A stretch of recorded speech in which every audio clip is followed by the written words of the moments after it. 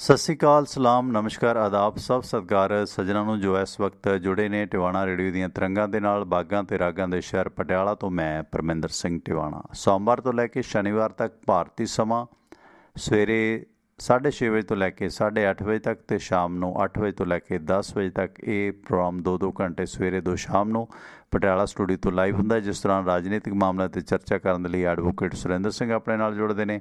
ਤੁਸੀਂ ਇਸ ਪ੍ਰੋਗਰਾਮ ਦੇ ਵਿੱਚ ਕਾਲ ਕਰਨੀ ਹੈ ਜਾਂ ਮੇਰੇ ਨਾਲ ਸੰਪਰਕ ਕਰਨਾ ਤਾਂ ਆਪਣਾ ਨੰਬਰ ਹੈ 9876309655 9876309655। ਆਪਣੀ ਵੈਬਸਾਈਟ ਹੈ tiwanaradio.com, ਜਿੱਥੇ ਤੁਹਾਨੂੰ ਆਪਣੇ ਆਈਫੋਨ ਤੇ ਐਂਡਰਾਇਡ ਐਪਸ ਮਿਲਣਗੀਆਂ, ਜਿੱਥੇ ਤੁਸੀਂ ਪ੍ਰੋਗਰਾਮ ਸੁਣ ਸਕਦੇ ਹੋ। ਉਸ ਦੇ ਲਿੰਕ ਟਿਵਾਣਾ ਰੇਡੀਓ ਦੇ YouTube ਪੇਜ, ਟਿਵਾਣਾ ਰੇਡੀਓ ਦੇ ਫੇਸਬੁੱਕ ਪੇਜ ਜਾਂ ਅਮਰੀਕਾ ਦਾ ਜਿਹੜਾ ਕਾਲ ਟੂ ਲਿਸਨ ਨੰਬਰ ਹੈ 667-930-9260 667-930-9260। ਇਹ ਸਾਰੇ ਲਿੰਕ ਤੁਹਾਨੂੰ ਆਪਣੀ ਵੈਬਸਾਈਟ tiwanaradio.com 'ਤੇ ਮਿਲਣਗੇ। ਪ੍ਰੋਗਰਾਮ ਪਸੰਦ ਕਰਦੇ ਹੋ ਤਾਂ ਅੱਗੇ ਜ਼ਰੂਰ ਸ਼ੇਅਰ ਕਰੋ, ਇਹ ਗੁਜ਼ਾਰਿਸ਼ ਹੈ। ਅੱਜ ਦੇ ਇਸ ਪ੍ਰੋਗਰਾਮ ਦੇ ਵਿੱਚ ਆਪਾਂ ਜ਼ਿਕਰ ਕਰਾਂਗੇ ਡੇਰਾ ਬਨਾਮ ਸਿੱਖ, ਹੁਕਮਨਾਮੇ ਤੋਂ ਮਾਫੀਨਾਮੇ ਤੱਕ। ਹਰਦੀਪ ਸਿੰਘ ਡਿਵੜਵਾ ਦੀ ਕਿਤਾਬ ਆਈ ਸੀ 2016 ਦੇ ਵਿੱਚ। ਸਰਦਾਰ ਹਰਦੀਪ ਸਿੰਘ ਡਿਵੜਵਾ ਉੱਘੇ ਸਿੱਖ ਆਗੂ ਨੇ। ਇਸ ਕਿਸਾਨੀ ਸੰਘਰਸ਼ ਦੇ ਦੌਰਾਨ ਉਹਨਾਂ ਦੇ ਪੋਤਰੇ ਨਵਰੀਤ ਸਿੰਘ ਦੀ ਦਿੱਲੀ ਦੇ ਵਿੱਚ ਕੁਰਬਾਨੀ ਹੋਈ ਹੈ, ਸ਼ਹਾਦਤ ਹੋਈ ਹੈ, ਜਿਸ ਨੂੰ ਪੁਲਿਸ ਨੇ ਗੋਲੀ ਮਾਰ ਕੇ ਕਤਲ ਕੀਤਾ ਸੀ ਕਿਸਾਨੀ ਸੰਘਰਸ਼ ਦੇ ਦੌਰਾਨ 26 ਜਨਵਰੀ ਦੀ ਘਟਨਾ ਦੇ ਦੌਰਾਨ। ਇਹਨਾਂ ਨੇ ਇਹ ਕਿਤਾਬ ਜਿਹੜੀ ਲਿਖੀ ਆ ਉਸ ਦੇ ਵਿੱਚ ਸਿਮਰਨਜੀਤ ਸਿੰਘ ਮਾਨ ਦੇ ਨਾਂ 'ਤੇ ਖੁੱਲ੍ਹਾ ਖੱਤ ਲਿਖਿਆ, ਡਾਲਰ ਬਨਾਮ ਖਾਲਿਸਤਾਨ। ਉਸ ਆਰਟੀਕਲ 'ਤੇ ਅੱਜ ਦੇ ਇਸ ਪ੍ਰੋਗਰਾਮ ਦੇ ਵਿੱਚ ਚਰਚਾ ਕਰਾਂਗੇ। 2016 ਦੇ ਵਿੱਚ ਆਈ ਆਪਣੀ ਕਿਤਾਬ ਡੇਰਾ ਬਨਾਮ ਸਿੱਖ, ਹੁਕਮਨਾਮੇ ਤੋਂ ਮਾਫੀਨਾਮੇ ਤੱਕ। ਇਸ ਦੇ ਵਿੱਚ ਪ੍ਰਕਾਸ਼ ਸਿੰਘ ਬਾਦਲ ਜਾਂ ਹੋਰ ਲੋਕਾਂ ਨੂੰ, ਕੌਮ ਨੂੰ ਬਹੁਤ ਜਜ਼ਬਾਤੀ ਖੱਤ ਲਿਖੇ ਹੋਏ ਨੇ। ਅਤੇ ਹਰਦੀਪ ਸਿੰਘ ਡਿਵੜਵਾ ਨੇ ਲਿਖਿਆ, ਸਤਿਕਾਰਯੋਗ ਮਾਨ ਸਾਹਿਬ ਜੀਓ, ਵਾਹਿਗੁਰੂ ਜੀ ਕਾ ਖਾਲਸਾ, ਵਾਹਿਗੁਰੂ ਜੀ ਕੀ ਫਤਿਹ। ਇਸ ਆਰਟੀਕਲ ਦਾ ਜਿਹੜਾ ਟਾਈਟਲ ਹੈ ਉਹ ਸਿਮਰਨਜੀਤ ਸਿੰਘ ਮਾਨ ਦੇ ਨਾਂ 'ਤੇ ਖੁੱਲ੍ਹਾ ਖੱਤ, ਡਾਲਰ ਬਨਾਮ ਖਾਲਿਸਤਾਨ। ਕਿਉਂਕਿ ਖਾਲਿਸਤਾਨ ਦੇ ਨਾਂ 'ਤੇ ਸਮੇਂ-ਸਮੇਂ ਬਹੁਤ ਸਾਰੇ ਸ਼ਾਤਰ ਲੋਕ ਡਾਲਰ ਇਕੱਠੇ ਕਰਦੇ ਨੇ ਅਤੇ ਉਹ ਡਾਲਰ ਉਸ ਸੰਘਰਸ਼ ਦੇ ਲਈ ਲੜਨ ਮਰਨ ਜੂਝਣ ਵਾਲੇ ਪੀੜਤ ਲੋਕਾਂ ਤੱਕ ਵੀ ਨਹੀਂ ਪੁੱਜਦੇ। ਇਹ ਸਮਿਆਂ ਦਾ ਸੱਚ ਹੈ। ਕੋਈ ਵੀ ਮੂਵਮੈਂਟ ਉੱਠਦੀ ਹੈ, ਕੋਈ ਵੀ ਮੁੱਦਾ ਹੁੰਦਾ ਹੈ, ਕੋਈ ਵੀ ਗਰੀਬ ਗੁਰਬਤ ਦੇ ਨਾਂ 'ਤੇ ਡਾਲਰ ਇਕੱਠੇ ਕਰਨ ਵਾਲਿਆਂ ਦੀ ਬਹੁਤਾਤ ਹੈ। ਅੱਜ ਕੱਲ੍ਹ ਤਾਂ YouTube 'ਤੇ ਬੜੀਆਂ ਦੁਕਾਨਦਾਰੀਆਂ ਚੱਲ ਰਹੀਆਂ ਨੇ ਲੋਕਾਂ ਦੀਆਂ। ਅਤੇ ਇਸ ਦੌਰਾਨ ਮਾਨ ਸਾਹਿਬ ਨੂੰ ਖੱਤ ਲਿਖਦਿਆਂ, ਮੁਖਾਤਬ ਹੁੰਦਿਆਂ ਹਰਦੀਪ ਸਿੰਘ ਡਿਵੜਵਾ ਨੇ ਲਿਖਿਆ ਕਿ ਮਾਨ ਸਾਹਿਬ, ਤੁਹਾਨੂੰ ਚੇਤੇ ਹੋਏਗਾ ਕਿ ਮੈਂ ਇੱਕ ਖੱਤ ਪਹਿਲਾਂ ਵੀ ਤੁਹਾਨੂੰ ਲਿਖਿਆ ਸੀ। ਮੈਨੂੰ ਪੱਕੀ ਤਰੀਕ ਤਾਂ ਯਾਦ ਨਹੀਂ, ਸ਼ਾਇਦ ਤੁਹਾਨੂੰ ਯਾਦ ਹੋਵੇ। ਮੈਂ ਅੰਦਾਜ਼ੇ ਨਾਲ ਦੱਸ ਸਕਦਾ ਇਹ ਉਹਨਾਂ ਦਿਨਾਂ ਦੀ ਗੱਲ ਹੈ ਜਦੋਂ ਤੁਸੀਂ ਅੰਮ੍ਰਿਤਸਰ ਐਲਾਨਨਾਮੇ ਤੋਂ ਭੱਜਣ ਦਾ ਪੂਰਾ ਬੰਦੋਬਸਤ ਕਰਕੇ ਆਪ ਜੇਲ੍ਹ ਜਾ ਬੈਠੇ ਸੀ ਅਤੇ ਇਹ ਮਰਿਆ ਸੱਪ ਗਲੋਂ ਲਾਹੁਣ ਦੀ ਜ਼ਿੰਮੇਵਾਰੀ ਆਪਣੇ ਸਲਾਹਕਾਰ ਨੂੰ ਸੌਂਪ ਕੇ ਬੇਫਿਕਰ ਹੋ ਕੇ ਬੈਠੇ ਸੀ। ਇਹ ਖੱਤ ਉਦੋਂ ਆਪ ਜੀ ਨੂੰ ਮੈਂ ਲਿਖਿਆ ਸੀ।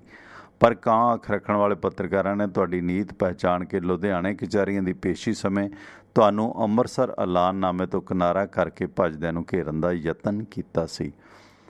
ਸਿਮਰਨਜੀਤ ਸਿੰਘ ਮਾਨ ਸਾਹਿਬ, ਤੁਹਾਨੂੰ ਯਾਦ ਹੋਵੇਗਾ ਕਿ ਇੱਕ ਝੂਠੀ ਮੂਠੀ ਕਮੇਟੀ ਬਣੀ ਸੀ ਜਿਸ ਦੇ ਵਿੱਚ ਤੁਹਾਡਾ ਨੁਮਾਇੰਦਾ ਵੀ ਬੈਠਾ ਸੀ, ਜਿਸ ਨੇ ਪੰਥ ਦੇ ਅੰਤਮ ਨਿਸ਼ਾਨੇ ਬਾਰੇ ਫੈਸਲਾ ਲੈਣਾ ਸੀ, ਜਾਣੀ ਕਿ ਅੰਮ੍ਰਿਤਸਰ ਐਲਾਨਨਾਮੇ ਤੋਂ ਭੱਜਣ ਦਾ ਇਹ ਰਾਹ ਸੀ। ਤੁਹਾਨੂੰ ਸਵਾਲ ਕੀਤਾ ਗਿਆ ਸੀ ਕਿ ਜੇਕਰ ਇਹ ਕਮੇਟੀ ਜਿਹੜੀ ਬਣਾਈ ਗਈ ਹੈ ਇਹ ਐਲਾਨਨਾਮੇ ਤੋਂ ਮੁੱਕਰ ਜਾਂਦੀ ਹੈ ਤਾਂ ਤੁਸੀਂ ਕੀ ਕਰੋਗੇ? ਤਾਂ ਤੁਹਾਡਾ ਸਾਫ਼ ਜਵਾਬ ਸੀ ਕਿ ਜੀ ਮੈਂ ਕੀ ਕਰ ਸਕਦਾ, ਮੈਂ ਤਾਂ ਜੇਲ੍ਹ ਦੇ ਵਿੱਚ ਹਾਂ। ਇਹ ਤੁਹਾਡਾ ਉਦੋਂ ਇਸ ਐਲਾਨਨਾਮੇ ਤੋਂ ਭੱਜਣ ਦਾ ਇੱਕ ਪੱਖ ਸੀ, ਜਾਣੀ ਕਿ ਤੁਸੀਂ ਅੰਮ੍ਰਿਤਸਰ ਐਲਾਨਨਾਮੇ ਤੋਂ ਭੱਜ ਜਾਣ ਦੇ ਲਈ ਕਮੇਟੀ ਨੂੰ ਸਾਫ਼ ਸੰਕੇਤ ਦਿੱਤੇ ਸਨ। ਤੁਹਾਡੇ ਇਸ ਪੈਂਤੜੇ ਬਾਰੇ ਅਖਬਾਰਾਂ ਦੇ ਵਿੱਚ ਚੰਗੀਆਂ ਸੁਰਖੀਆਂ ਲੱਗੀਆਂ ਸਨ ਅਤੇ ਮੈਂ ਤੁਹਾਨੂੰ ਚਿੱਠੀ ਲਿਖ ਕੇ ਵਚਨ ਪਾਲਣ ਦੀ ਗੁਜ਼ਾਰਿਸ਼ ਉਹਨਾਂ ਸਮਿਆਂ ਦੇ ਵਿੱਚ ਵੀ ਕੀਤੀ ਸੀ ਅਤੇ ਅੰਮ੍ਰਿਤਸਰ ਐਲਾਨਨਾਮੇ 'ਤੇ ਪਹਿਰਾ ਦੇਣ ਦੀ ਤੁਹਾਨੂੰ ਗੁਜ਼ਾਰਿਸ਼ ਵੀ ਕੀਤੀ ਸੀ ਅਤੇ ਅੰਮ੍ਰਿਤਸਰ ਐਲਾਨਨਾਮੇ 'ਤੇ ਪਹਿਰਾ ਦੇਣ ਵਾਲੇ ਵਾਸਤੇ ਪ੍ਰੇਰਨਾ ਦੇਣ ਦੀ ਗੁਜ਼ਾਰਿਸ਼ ਵੀ ਕੀਤੀ ਸੀ। ਮੇਰੀ ਭਾਵੇਂ ਕੋਸ਼ਿਸ਼ 100% ਨਾਕਾਮ ਰਹੀ ਸੀ, ਪਰ ਇੱਕ ਲੇਖਕ ਹੋਣ ਦੇ ਨਾਤੇ ਮੈਂ ਆਪਣੀ ਜ਼ਮੀਰ ਦੀ ਆਵਾਜ਼ ਉੱਤੇ ਤੁਹਾਡਾ ਰਾਹ ਰੋਕਣ ਦਾ ਯਤਨ ਕੀਤਾ ਸੀ। ਮੇਰਾ ਤੁਹਾਡੇ ਪ੍ਰਤੀ ਵਿਸ਼ਵਾਸ ਜਿਹੜਾ ਡੋਲ ਗਿਆ, ਮੈਨੂੰ ਲੱਗਦਾ ਹੈ ਕਿ ਜਿਸ ਆਸ ਦੇ ਨਾਲ ਕੌਮ ਮਾਨਸਾ ਵੱਲ ਤੱਕਦੀ ਸੀ, ਮਾਨਸਾ ਉਸ ਪਾਏ ਦੇ ਲੀਡਰ ਸਾਬਤ ਨਹੀਂ ਹੋ ਸਕਦੇ। ਮੇਰੇ ਸ਼ੱਕ ਉੱਤੇ ਵਿਸ਼ਵਾਸ ਵਿੱਚ ਬਦਲਣਾ ਸ਼ੁਰੂ ਹੋ ਗਿਆ ਸੀ ਜਦੋਂ ਪਾਰਲੀਮੈਂਟ ਦੀ ਚੋਣ ਮੌਕੇ ਤੁਸੀਂ ਬਾਦਲ ਸਾਹਿਬ ਦੇ ਨਾਲ ਅੰਮ੍ਰਿਤਸਰ ਐਲਾਨਨਾਮੇ ਤੋਂ ਭੱਜਣ ਲਈ ਲਾਈਆਂ ਸ਼ਰਤਾਂ ਯਾਦ ਕਰਵਾ ਕੇ ਬਾਦਲ ਸਾਹਿਬ ਤੋਂ ਅਕਾਲੀ ਪਾਰਟੀ ਦੇ ਵਿੱਚ ਆਪਣੇ ਹਿੱਸੇ ਦੀਆਂ ਸੀਟਾਂ ਮੰਗਣੀਆਂ ਸ਼ੁਰੂ ਕਰ ਦਿੱਤੀਆਂ ਸੀ। ਅਤੇ ਜਿਹੜੇ ਬਾਦਲ ਸਾਹਿਬ ਸਬਜ਼ ਬਾਗ ਵਿਖਾ ਕੇ ਤੁਹਾਡੇ ਅੰਮ੍ਰਿਤਸਰ ਐਲਾਨਨਾਮੇ ਦਾ ਭੋਗ ਪਵਾ ਚੁੱਕੇ ਸਨ, ਉਹ ਉਹਨਾਂ ਵਾਅਦਿਆਂ ਤੋਂ ਉੱਕਾ ਹੀ ਲੱਤ ਚੁੱਕ ਗਏ ਸਨ। ਅਤੇ ਅੱਜ ਉਹਨਾਂ ਦਿਨਾਂ ਦੀਆਂ ਅਖਬਾਰਾਂ ਚੁੱਕ ਕੇ ਵੇਖੀਏ ਤਾਂ ਆਪਣੇ ਆਪ ਤੋਂ ਕਈ ਵਾਰੀ ਇੰਨੀ ਸ਼ਰਮ ਆਉਣ ਲੱਗਦੀ ਹੈ ਕਿ ਜਿਸ ਸ਼ਖਸ ਨੂੰ ਅਸੀਂ ਸਿੱਖਾਂ ਦਾ ਨੈਲਸਨ ਮੰਡੇਲਾ ਅਤੇ ਸਿੱਖਾਂ ਦੀ ਆਜ਼ਾਦੀ ਦਾ ਸੂਰਜ ਅਤੇ ਪਤਾ ਨਹੀਂ ਕਿਹੜੇ ਕਿਹੜੇ ਹੋਰ ਤਖੱਲਸਾਂ ਦੇ ਨਾਲ, ਹੋਰ ਟਾਈਟਲ ਦੇ ਨਾਲ, ਖਿਤਾਬਾਂ ਦੇ ਨਾਲ ਨਵਾਜਦੇ ਰਹੇ, ਪਰ ਸਿਰਫ ਉਹ 1 ਜਾਂ 2 ਸੀਟਾਂ ਬਦਲੇ ਬਾਦਲ ਦੀਆਂ ਲੇਲੜੀਆਂ ਕੱਢ ਰਿਹਾ, ਜਿਸ ਬਾਦਲ ਕਹਿੰਦਾ ਅਸੀਂ 1979 ਦੇ ਵਿੱਚ ਬਾਬਾ ਜੋਗਿੰਦਰ ਸਿੰਘ ਦੀ ਅਗਵਾਈ ਦੇ ਹੇਠ ਪੂਰੇ ਪੰਜਾਬ ਦੇ ਵਿੱਚੋਂ ਸਫਾਇਆ ਕਰ ਚੁੱਕੇ ਸੀ।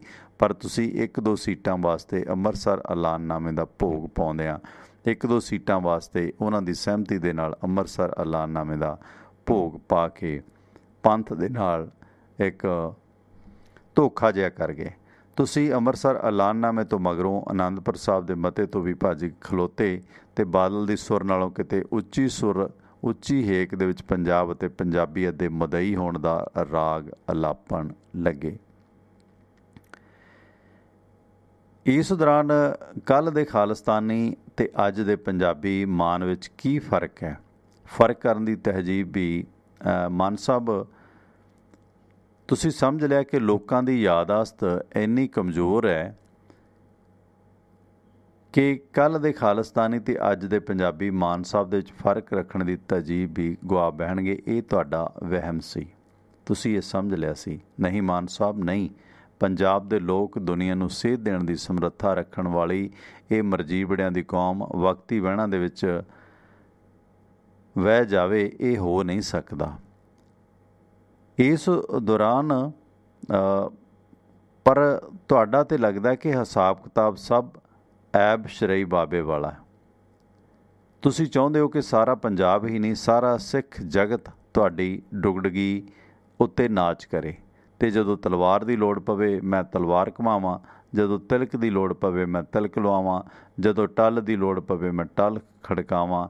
ਇੰਨਾ ਕੁਝ ਕਰਨ ਦੇ ਬਾਵਜੂਦ ਮੈਂ ਸਭ ਤੋਂ ਵੱਡਾ ਖਾਲਿਸਤਾਨੀ ਅਖਵਾਵਾਂ। ਦੋਸਤੋ, ਇਹ ਜਜ਼ਬਾਤੀ ਚਿੱਠੀ ਸਰਦਾਰ ਹਰਦੀਪ ਸਿੰਘ ਡਿਵਡਵਾ ਨੇ ਆਪਣੀ ਕਿਤਾਬ ਦੇ ਵਿੱਚ ਲਿਖੀ ਸੀ ਸਿਮਰਨਜੀਤ ਸਿੰਘ ਮਾਨ ਦੇ ਨਾਂ 'ਤੇ, ਜਿਸ ਦਾ ਟਾਈਟਲ ਹੈ ਸਿਮਰਨਜੀਤ ਸਿੰਘ ਮਾਨ ਦੇ ਨਾਂ 'ਤੇ ਖੁੱਲ੍ਹਾ ਖੱਤ ਅਤੇ ਡਾਲਰ ਬਨਾਮ ਖਾਲਿਸਤਾਨ। ਅਤੇ ਇਸ ਦੌਰਾਨ ਇਸ ਵਕਤ ਜ਼ਿੰਦਗੀ ਦੇ ਰੰਗਾਂ ਅਤੇ ਵਾਦੀਆਂ ਤਿਰੰਗਾਂ ਨੂੰ ਮਾਣਦੇ ਹੋਏ ਤੁਸੀਂ ਟਿਵਾਣਾ ਰੇਡੀਓ ਦੇ ਲਾਈਵ ਸ਼ੋਅ ਨਾਲ ਜੁੜੇ ਹੋ, ਅਤੇ ਗੁਜ਼ਾਰਿਸ਼ ਬੇਨਤੀ ਹੈ ਕਿ ਇਸ ਦੌਰਾਨ ਮੈਂ ਤੁਹਾਡੀ ਕਾਲ ਨਹੀਂ ਲਵਾਂਗਾ। 15-20 ਮਿੰਟ ਦਾ ਆਰਟੀਕਲ ਹੈ ਅਤੇ ਉਸ ਤੋਂ ਬਾਅਦ ਆਪਾਂ ਕੰਟੀਨਿਊ ਤੁਹਾਡੀਆਂ ਕਾਲਸ ਇਸ ਮੁੱਦੇ 'ਤੇ ਜਾਂ ਹੋਰ ਵੱਖ-ਵੱਖ ਮੁੱਦਿਆਂ 'ਤੇ ਵੀ ਲਵਾਂਗੇ। ਇਹ ਸਾਰੀਆਂ ਗੱਲਾਂ ਇੱਕੋ ਡੱਗੇ ਪਿੰਡ ਮੰਗਣ ਵਾਲਿਆਂ ਵਾਂਗ ਇੱਕ 21ਵੀਂ ਸਦੀ ਦੇ ਵਿੱਚ ਕਿਵੇਂ ਸੰਭਵ ਹੋ ਸਕਦੇ ਨੇ? ਇਹ ਬਹੁਤ ਸੋਹਣਾ ਅਖਾਣ ਹੈ, ਇੱਕੋ ਡੱਗੇ ਪਿੰਡ ਮੰਗਣਾ, ਜਾਣੀ ਕਿ ਸਮਰੱਥਾ ਤੋਂ ਵੱਧ ਕਰਨ ਦੀ ਕੋਸ਼ਿਸ਼, ਰਵਾਇਤਾਂ ਤੋਂ ਉਲਟਾ ਕਰਨ ਦੀ ਕੋਸ਼ਿਸ਼, ਜਿਹੜਾ ਸੰਭਵ ਨਹੀਂ ਹੋ ਸਕਦਾ। ਸੋ ਤੁਹਾਡਾ ਜੋ ਹਸ਼ਰ ਹੋਣਾ ਸੀ ਉਹ ਸਭ ਨੂੰ ਪਤਾ ਹੈ, ਪਰ ਉਹ ਕਿੱਧਰ ਜਾਣ ਜਿਹੜੇ ਤੁਹਾਨੂੰ ਸਿੱਖਾਂ ਦਾ ਨੈਲਸਨ ਮੰਡੇਲਾ ਅਤੇ ਸਿੱਖਾਂ ਦੇ ਹੱਕ ਦੇ ਵਿੱਚ ਮਸੀਹਾ ਸਮਝ ਕੇ ਪਲਕਾਂ 'ਤੇ ਬਿਠਾਈ ਰੱਖਦੇ ਸਨ? ਇਹ ਸਵਾਲ ਹੈ ਸਿਮਰਨਜੀਤ ਸਿੰਘ ਮਾਨ ਨੂੰ। ਸ਼ਾਹ ਹਰਦੀਪ ਸਿੰਘ ਡਿਵੜਾ ਲਿਖਦੇ ਨੇ ਕਿ ਮੈਂ ਇੱਕ ਇਤਿਹਾਸਕ ਜ਼ਿਕਰ ਕਰਨਾ ਜ਼ਰੂਰੀ ਸਮਝਦਾ ਕਿ ਜਦੋਂ ਨਾਮਧਾਰੀ ਬਾਬੇ ਰਾਮ ਸਿੰਘ ਨੂੰ ਰੰਗੂਨ ਵਾਲੇ ਜਹਾਜ਼ ਦੇ ਵਿੱਚ ਚੜ੍ਹਾ ਕੇ ਕਾਲੇ ਪਾਣੀ ਨੂੰ ਤੋਰਨ ਦਾ ਪੱਕਾ ਇੰਤਜ਼ਾਮ ਹੋ ਗਿਆ ਤਾਂ ਅੰਗਰੇਜ਼ਾਂ ਨੇ ਬਾਬਾ ਰਾਮ ਸਿੰਘ ਤੋਂ ਉਸ ਦੀ ਆਖਰੀ ਇੱਛਾ ਪੁੱਛੀ ਸੀ।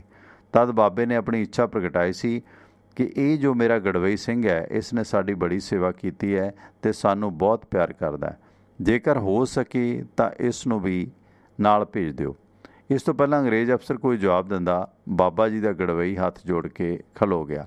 ਕਹਿਣ ਲੱਗਾ, ਬਾਬਾ ਜੀ ਮੇਰਾ ਕੰਮ ਤਾਂ ਬਸ ਇੱਥੋਂ ਤੱਕ ਹੀ ਸੀ, ਮੇਰੇ ਜੁੰਮੇ ਤਾਂ ਤੁਹਾਨੂੰ ਜਹਾਜ਼ ਤੱਕ ਪਹੁੰਚਾਉਣ ਦੀ ਡਿਊਟੀ ਲੱਗੀ ਸੀ, ਜੋ ਅੱਜ ਪੂਰੀ ਹੋ ਗਈ ਹੈ, ਕਿਉਂਕਿ ਮੈਂ ਤਾਂ ਸਰਕਾਰ ਦਾ ਮੁਲਾਜ਼ਮ ਹੈ, ਮੈਂ ਤਾਂ ਆਪਣੀ ਡਿਊਟੀ ਵਜਾਈ ਹੈ। ਤੇ ਬਾਬਾ ਰਾਮ ਸਿੰਘ ਦੀ ਹੈਰਾਨੀ ਦੀ ਇਹ ਹੱਦ ਨਾ ਰਹੀ ਜਦੋਂ ਉਸਨੇ ਆਪਣਾ ਸ਼ਨਾਖਤੀ ਕਾਰਡ ਵੀ ਬਾਬਾ ਰਾਮ ਸਿੰਘ ਦੇ ਹੱਥ 'ਤੇ ਰੱਖ ਦਿੱਤਾ ਸੀ। ਉਸ ਤੋਂ ਬਾਅਦ ਉਸ ਗੜਵਈ ਦਾ ਇਤਿਹਾਸ ਦੇ ਵਿੱਚ ਕਿਧਰੇ ਜ਼ਿਕਰ ਨਹੀਂ ਮਿਲਦਾ। ਕਿਆ ਵੈਸੇ ਕਮਾਲ ਦੀ ਤਸ਼ਬੀਹ ਚੁਣੀ ਹੈ। ਵੈਸੇ ਤਾਂ ਅਸੀਂ ਕਹਿ ਦਿੰਦੇ ਹਾਂ ਕਿ ਧਾਰਮਿਕ ਲੋਕ ਵੈਸੇ ਨਾਮਧਾਰੀ ਦਰਬਾਰ ਦੇ ਵਿੱਚ ਬਹੁਤ ਵੱਡਾ ਸਥਾਨ ਹੈ, ਜੰਗੀ ਆਜ਼ਾਦੀ ਦੇ ਵਿੱਚ ਬਹੁਤ ਵੱਡਾ ਸਥਾਨ ਹੈ ਬਾਬਾ ਰਾਮ ਸਿੰਘ ਹੋਰਾਂ ਦਾ। ਪਰ ਜਿਸ ਤਰ੍ਹਾਂ ਇਹ ਹਵਾਲਾ ਉਹਨਾਂ ਨੇ ਦਿੱਤਾ ਕਿ ਉਹ ਗੜਵਈ ਜਿਸ ਦੇ ਵਾਸਤੇ ਬਾਬਾ ਰਾਮ ਸਿੰਘ ਇੰਨੇ ਇੱਛੁਕ ਸੀ ਕਿ ਉਸ ਨੂੰ ਕਾਲੇ ਪਾਣੀ ਨਾਲ ਲਿਜਾਣਾ ਚਾਹੁੰਦੇ ਸੀ, ਪਰ ਉਹ CID ਦਾ ਬੰਦਾ ਨਿਕਲਿਆ।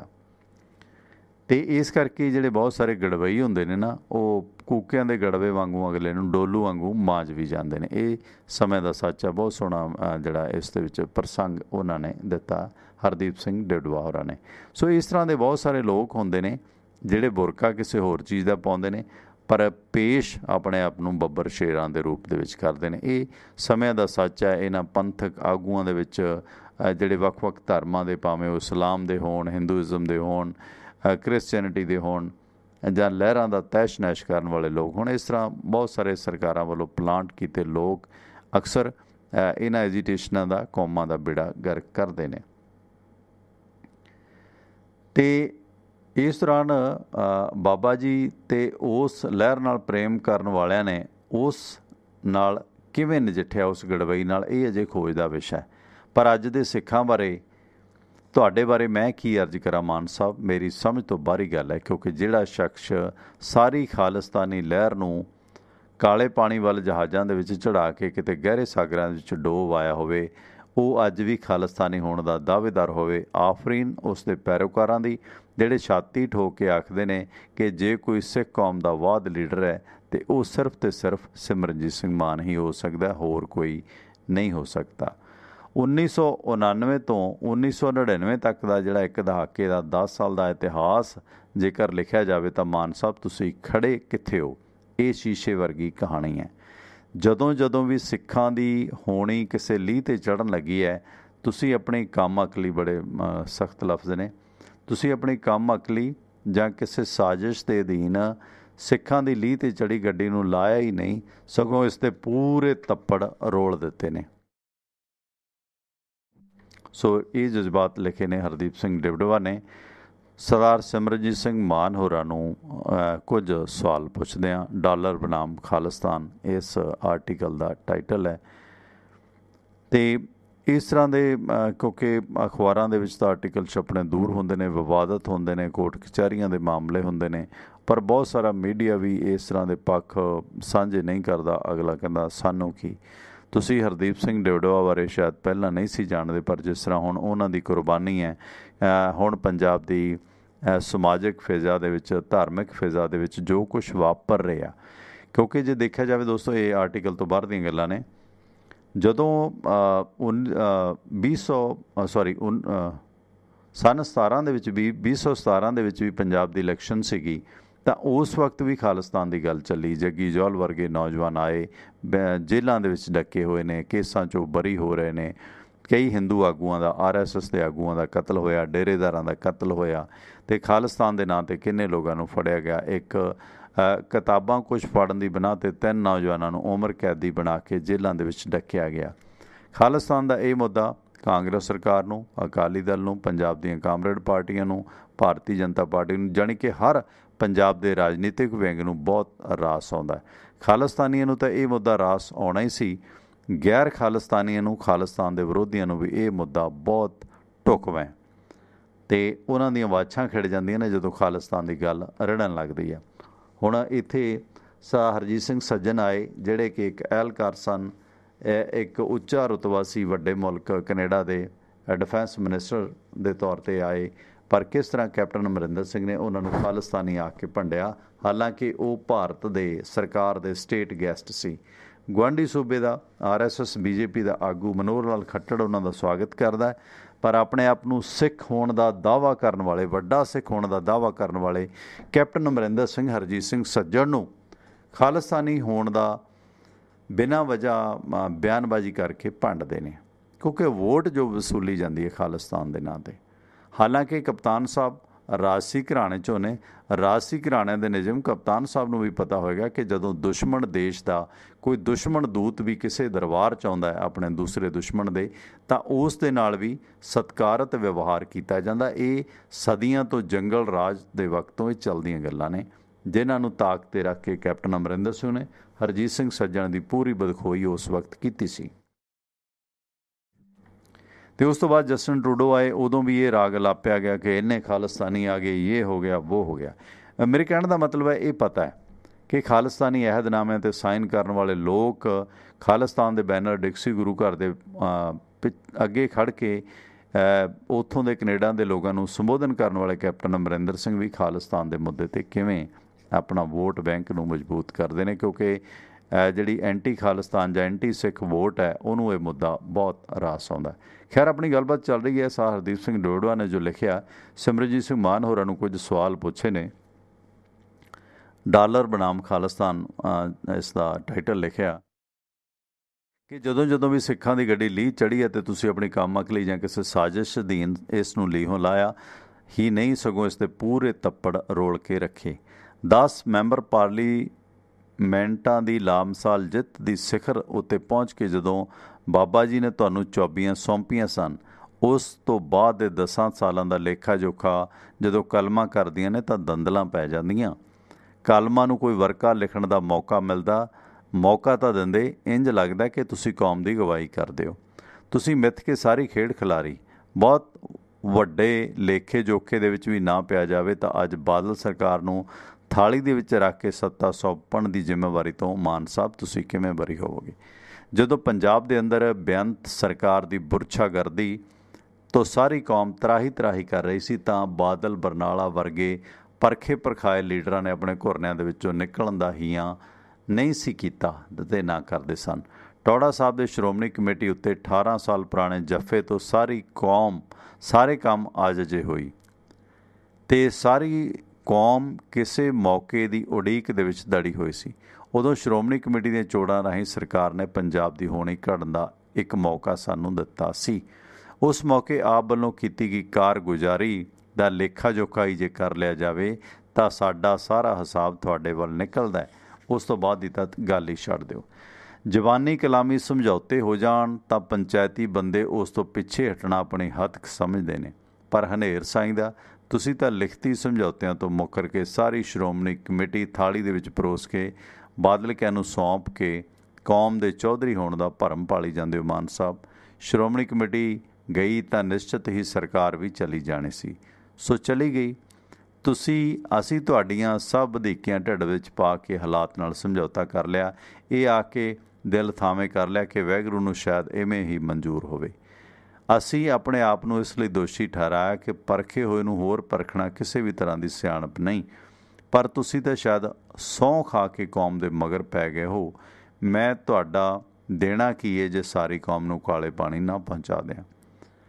ਪਿਛਲੇ ਜ਼ਖਮਾਂ 'ਤੇ ਅਜੇ ਅੰਗੂਰ ਨਹੀਂ ਸੀ ਆਇਆ ਕਿ ਤੁਸੀਂ ਉਸ ਉੱਤੇ ਫਿਰ ਖਰੂੰਡ ਮਾਰਨ ਦਾ ਯਤਨ ਕੀਤਾ। ਸੰਤ ਜਰਨੈਲ ਸਿੰਘ ਭਿੰਡਰਾਂਵਾਲਿਆਂ ਤੋਂ ਬਾਅਦ ਸਿੱਖ ਲੀਡਰਸ਼ਿਪ ਦੇ ਵਿੱਚ ਜੋ ਨਿਘਾਰ ਆਇਆ ਉਹ ਸਾਰੇ ਹੱਦਾਂ ਬੰਨੇ ਟੱਪ ਗਿਆ। ਸਿੱਖ ਲੀਡਰਾਂ ਜਿੰਨੇ ਟੱਪਲੇ ਖਾਧੇ ਜੇ ਗਿਣ ਲੱਗੀਏ ਤਾਂ ਉਮਰਾਂ ਲੰਘ ਜਾਣੀਆਂ ਨੇ। ਮਾਨ ਸਾਹਿਬ, ਖਾਲਿਸਤਾਨ ਗਿਆ ਤੇ ਅੰਮ੍ਰਿਤਸਰ ਐਲਾਨਨਾਮਾ ਵੀ ਗਿਆ। ਆਨੰਦਪੁਰ ਸਾਹਿਬ ਦਾ ਮਤਾ ਵੀ ਦਰਿਆਵੀਂ ਰੋਡ ਛੱਡਿਆ। ਬਾਦਲ ਨੇ ਪੰਜਾਬੀਅਤ ਦਾ ਨਵਾਂ ਨਾਅਰਾ ਇਜਾਦ ਕਰਕੇ ਸਾਰੇ ਦੇਸ਼ ਦੀ ਏਕਤਾ ਤੇ ਅਖੰਡਤਾ ਦਾ ਮੁਦਈ ਬਣ ਕੇ ਲੰਮੀਆਂ ਟਾਰਾਂ ਮਾਰਨੀਆਂ ਸ਼ੁਰੂ ਕਰ ਦਿੱਤੀਆਂ। ਸੱਤਾ ਆਉਣ ਤੋਂ ਪਹਿਲਾਂ ਕੀਤੇ ਸਾਰੇ ਵਾਅਦੇ ਛਿੱਕੇ ਟੰਗ ਕੇ ਜਦੋਂ ਬਾਦਲ ਸਰਕਾਰ ਪੁਰਾਣੀਆਂ ਸਰਕਾਰਾਂ ਦੇ ਢਹੇ ਉੱਤੇ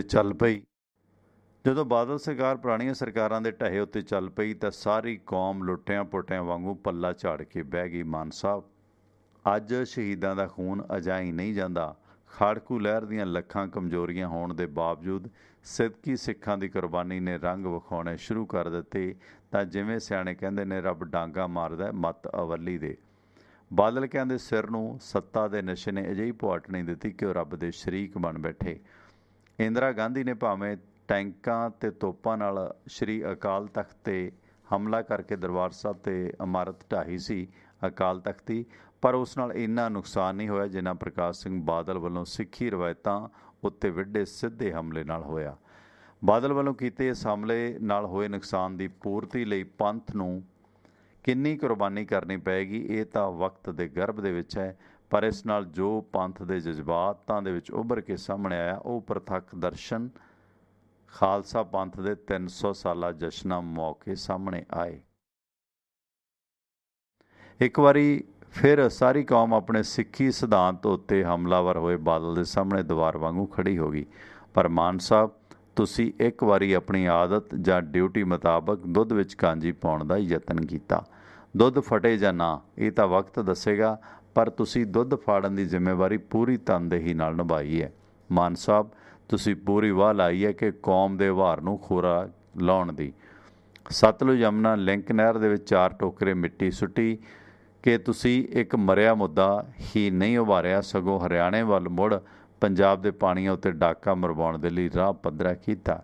ਜਿਹੜੀ ਨਹਿਰ ਸ਼ਹੀਦਾਂ ਨੇ ਆਪਣੇ ਸਿਰਾਂ ਨਾਲ ਬੰਦ ਕੀਤੀ ਸੀ, ਉਸੇ ਉੱਤੇ ਮੁੜ ਹਰਿਆਣੇ ਦਾ ਦਾਅਵਾ ਮਜ਼ਬੂਤ ਕਰਕੇ ਤੁਸੀਂ ਇੱਕ ਮਰਿਆ ਸੱਪ ਜਿਉਂਦਾ ਹੀ ਨਹੀਂ ਕੀਤਾ, ਸਗੋਂ ਸ਼ਹੀਦਾਂ ਦਾ ਵੀ ਅਪਮਾਨ ਕੀਤਾ। ਹਰਦੀਪ ਸਿੰਘ ਡਿਵੜਵਾ ਮਾਨ ਸਾਹਿਬ ਨੂੰ ਲਿਖੇ ਖੱਤ ਦੇ ਵਿੱਚ ਅੱਗੇ ਚੱਲ ਕੇ ਲਿਖਦੇ ਨੇ ਕਿ ਖਾਲਸਾ ਪੰਥ ਦੇ 300 ਸਾਲਾ ਸਾਜਨਾ ਦਿਵਸ ਦੇ ਮੌਕੇ ਜਦੋਂ ਕੌਮ ਦਾ ਜਥੇਦਾਰ ਕੌਮ ਨੂੰ ਨਵਾਂ ਪ੍ਰੋਗਰਾਮ ਦੇਣ ਜਾ ਰਿਹਾ ਸੀ, ਤਾਂ ਤੁਸੀਂ ਆਪਣੇ ਪੁਰਾਣੇ ਬਸਤੇ ਦੇ ਵਿੱਚੋਂ ਖਾਲਿਸਤਾਨ ਜਮਹੂਰੀ ਢੰਗ ਨਾਲ ਲੈਣ ਦਾ ਪ੍ਰੋਗਰਾਮ ਕੱਢ ਮਾਰਿਆ। ਤੁਸੀਂ ਜਮ ਖਾਲਿਸਤਾਨ ਦਾ ਐਲਾਨ ਕਰੋ, ਅਸੀਂ ਤੁਹਾਡੇ ਵਿਰੋਧੀ ਨਹੀਂ, ਪਰ ਜਿਹੜਾ ਸਮਾਂ ਸਥਾਨ ਤੁਸੀਂ ਚੁਣਿਆ ਉਹ ਤੁਹਾਡੀ ਖਾਲਿਸਤਾਨ ਪ੍ਰਤੀ ਪਹੁੰਚ ਅਤੇ ਪ੍ਰਾਪਤੀ ਦੇ ਲਈ ਨੀਤ ਉੱਤੇ ਸ਼ੱਕ ਪਾਉਂਦਾ ਹੈ। ਜੇਕਰ ਤੁਸੀਂ ਸੱਚਮੁੱਚ ਹੀ ਖਾਲਿਸਤਾਨ ਲਈ ਸਮਰਪਿਤ ਹੁੰਦੇ ਤਾਂ ਬਹੁਤ ਮੌਕੇ ਸਨ ਤੁਹਾਡੇ ਕੋਲ ਖਾਲਿਸਤਾਨ ਲਈ ਨਾਅਰੇ ਬੁਲੰਦ ਕਰਨ ਦੇ। 1999 ਦੇ ਵਿੱਚ ਜਦੋਂ ਮਾਨ ਸਾਹਿਬ ਤੁਸੀਂ ਜੇਲ੍ਹੋਂ ਬਾਹਰ ਆਏ ਤਾਂ 10 ਪਾਰਲੀਮੈਂਟਾਂ ਦਾ ਵੱਡਾ ਜਥਾ ਤੁਹਾਡੇ ਨਾਲ ਸੀ, ਤੁਹਾਡੀ ਤਾਬਿਆਂ ਦੇ ਵਿੱਚ ਖਾਲਿਸਤਾਨ ਮੰਗਣ ਵਾਸਤੇ, ਪਰ ਤੁਸੀਂ ਉਦੋਂ ਨਹੀਂ ਮੰਗਿਆ। ਹਜ਼ਾਰਾਂ ਮੌਕੇ ਆਏ ਜਦੋਂ ਅਨੰਦਪੁਰ ਦਾ ਮਤਾ, ਅੰਮ੍ਰਿਤਸਰ ਐਲਾਨਨਾਮਾ ਤੇ ਕਦੀ ਤੁਹਾਡਾ ਨਿਸ਼ਾਨਾ ਬਣਦਾ ਰਿਹਾ, ਪਰ ਖਾਲਿਸਤਾਨ ਤੁਹਾਡੇ ਤਾਲੂ ਨਾਲ ਲੱਗਾ ਰਿਹਾ। ਉਸ ਵਕਤ ਤੁਸੀਂ ਨਹੀਂ ਬੋਲੇ। ਇਸ ਦੌਰਾਨ ਤੁਸੀਂ ਸੰਤ ਮਹਾਂਪੁਰਸ਼ ਜਰਨੈਲ ਸਿੰਘ ਦੀ ਬੜੀ ਸਫਾਈ ਦੇ ਨਾਲ ਜ਼ਿਕਰ ਕਰਕੇ ਖਾਲਿਸਤਾਨ ਦੀ ਮੰਗ ਰੱਖੀ। ਕਿੰਨਾ ਚੰਗਾ ਹੁੰਦਾ ਜੇ ਤੁਸੀਂ ਸੰਤ ਜਰਨੈਲ ਸਿੰਘ ਭਿੰਡਰਾਂਵਾਲਿਆਂ ਦੇ ਜਨਮ ਦਿਨ ਮੌਕੇ ਇਹ ਐਲਾਨ ਕੀਤਾ ਹੁੰਦਾ। ਚਲੋ ਜੇ ਉਦੋਂ ਤੁਹਾਡੇ ਚੇਤੇ ਦੇ ਵਿੱਚੋਂ ਵਿਸਰ ਗਿਆ ਸੀ, ਕੱਲ੍ਹ ਤੁਸੀਂ ਹੋਲੇ ਮਹੱਲੇ ਉੱਤੇ ਆਪਣੀ ਵੱਖਰੀ ਡਫਲੀ ਵਜਾਈ ਸੀ, ਉਸ ਦਿਨ ਕੌਮ ਨੂੰ ਖਬਰਦਾਰ ਕਰਦੇ ਖਾਲਿਸਤਾਨ ਲੈਣ ਵਾਸਤੇ। ਤੁਸੀਂ ਹਰ ਉਹ ਮੌਕਾ ਖੁੰਝਾ ਦਿੱਤਾ ਜਦੋਂ ਖਾਲਿਸਤਾਨ ਦੀ ਗੱਲ ਤੁਰ ਸਕਦੀ ਸੀ। ਤੁਸੀਂ ਕੌਮ ਨੂੰ ਜਦੋਂ ਜਥੇਦਾਰ ਨੇ ਉਸ ਦੀ ਹੋਣੀ ਲਿਖਣ ਦਾ ਇੱਕ ਸੰਦੇਸ਼ ਦਿੱਤਾ ਸੀ, ਤੁਹਾਡੇ ਇਸ ਮੌਕੇ ਉੱਤੇ ਖਾਲਿਸਤਾਨ ਦੇ ਮੁਦਈ ਹੋਣ ਦਾ ਕੀ ਮਕਸਦ, ਅਸੀਂ ਉਸ ਤੋਂ ਅਣਜਾਣ ਹਾਂ। ਮਾਨ ਸਾਹਿਬ, ਸਾਨੂੰ ਪਤਾ ਹੈ ਕਿ ਤੁਸੀਂ ਇੱਕ ਤੀਰ ਨਾਲ 2 ਨਿਸ਼ਾਨੇ ਮਾਰੇ।